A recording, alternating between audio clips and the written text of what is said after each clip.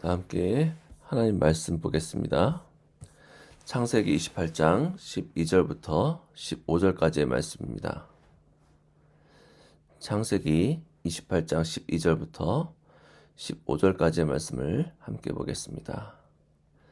함께 읽겠습니다. 꿈에 본즉 사닥다리가 땅 위에 섰는데 그 꼭대기가 하늘에 닿았고, 또 본즉 하나님의 사자가 그 위에서 오르락 내리락하고, 또 본즉 여호와께서 그 위에 서서 가라사대 나는 여호와니 너의 조부 아브라함의 하나님이요 이삭의 하나님이라.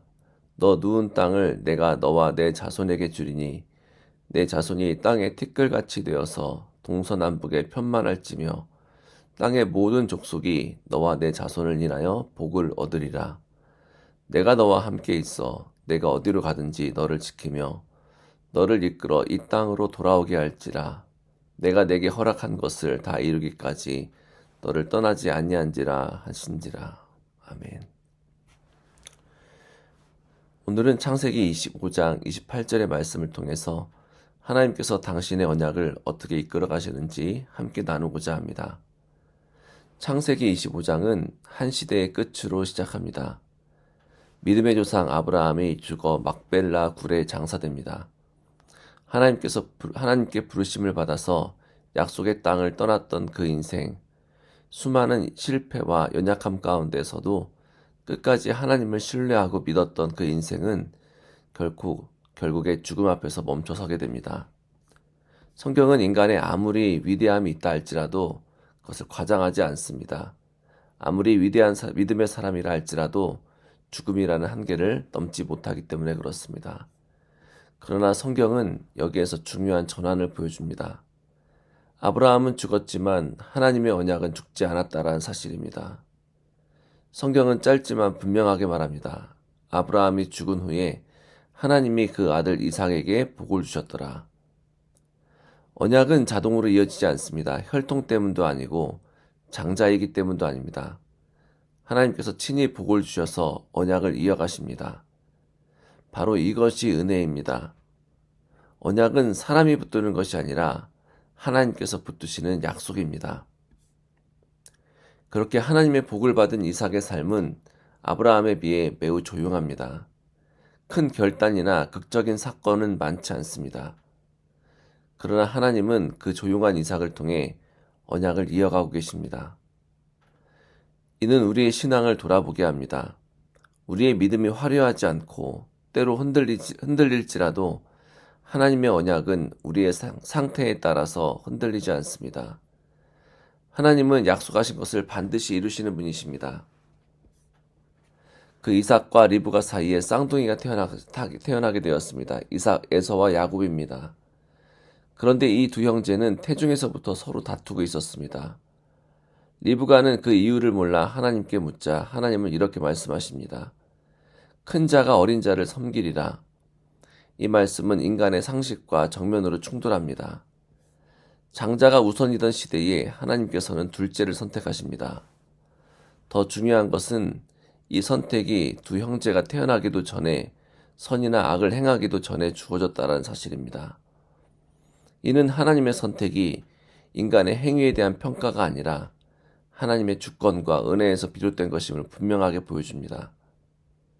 하나님은 인간의 가능성을 보고 선택하시는 분이 아니라 은혜로 부르시고 그 부르심 속에서 사람을 만들어 가시는 분이십니다.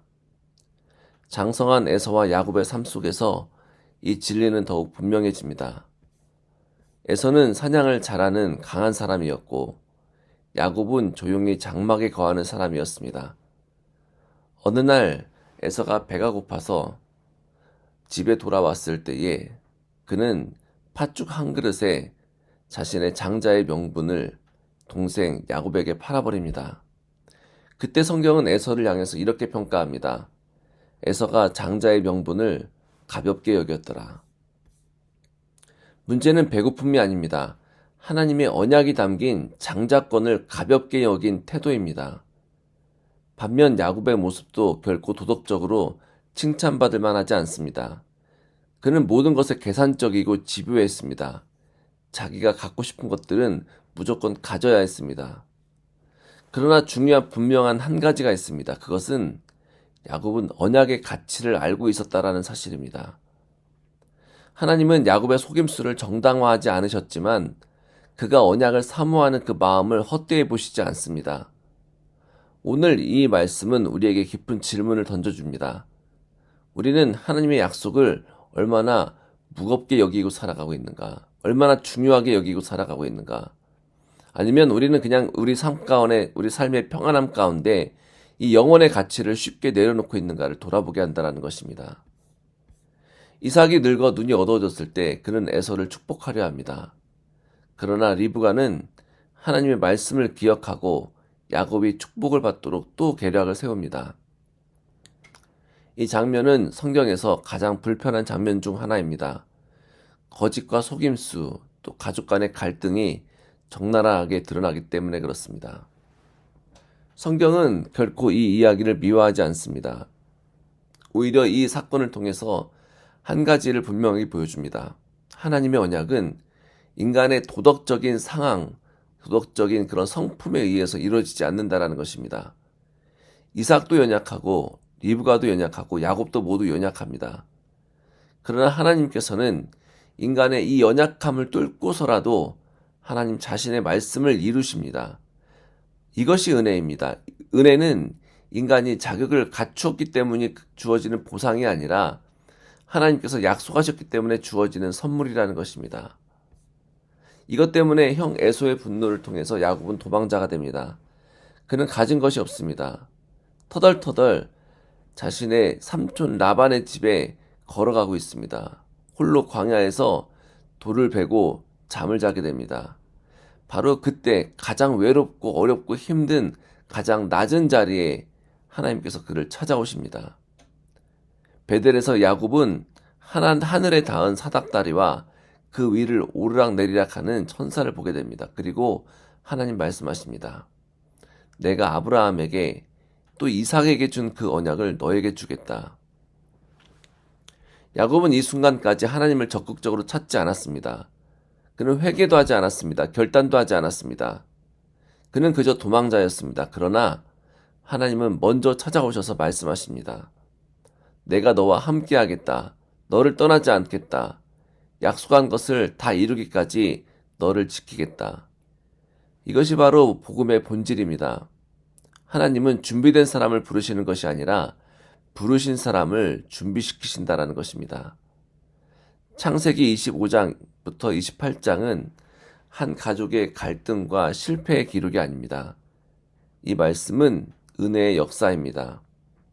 하나님의 언약은 사람의 죽음으로 끊어지지 않고 하나님의 선택은 인간의 공로나 자격에 근거하지 않고 하나님의 은혜는 연약한 사람을 통해서도 반드시 이루어진다는 사실을 오늘 이 말씀은 선포하고 있습니다.